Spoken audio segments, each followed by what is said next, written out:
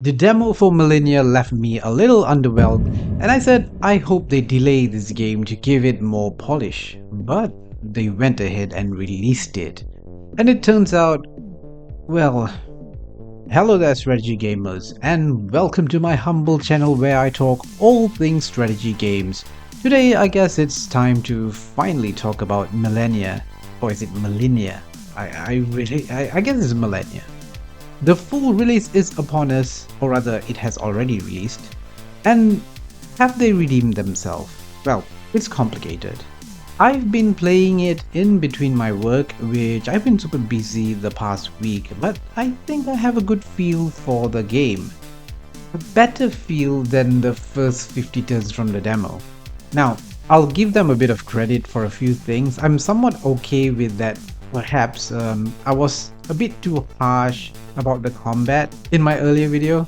Combat, specifically this combat screen, yeah, it doesn't look amazing. The general consensus concurs, but you know, I got used to it and there is some quirkiness to it, and I think charm to it. In an old school, almost 90s aesthetics, the early 90s, you do get some vital information in battle, but there's a lot of information that's hidden. Stuff like initiative and how do they pick which units to attack. It's all a bit mysterious, but I'm generally fine with it. You just want to make sure you've got the strongest stack and go on the offensive, pretty much like in Civ.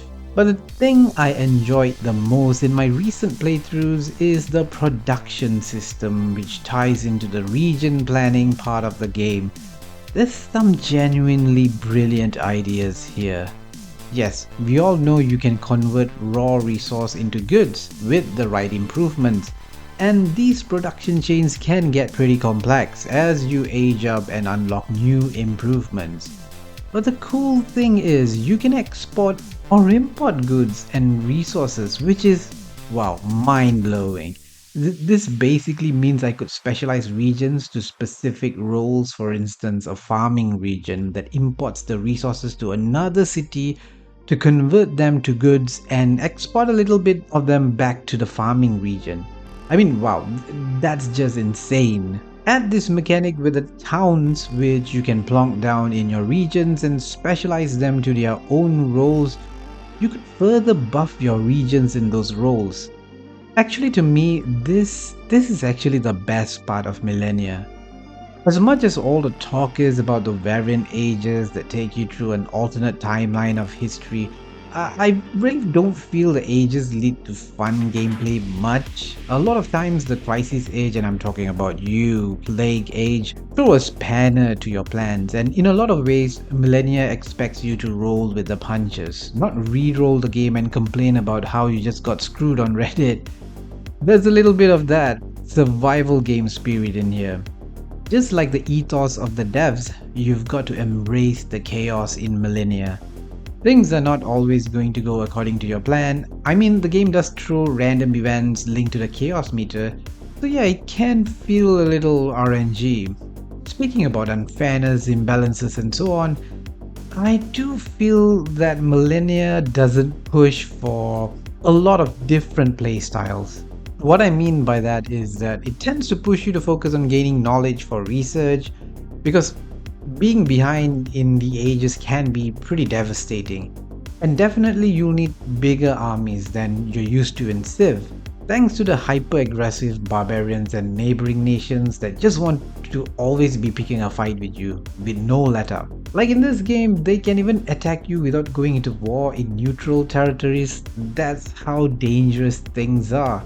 Which is why you never let non-combatants travel alone, risking loss of resources in the process of losing them to aggro units on the map. I tried playing this very diplomatic game, a peaceful game, that it didn't go well. So yeah, diplomacy pretty much sucks in the game right now. There's not much information in a lot of parts of the game, not just in diplomacy. I feel they need another UI pass here to make things make sense to the player.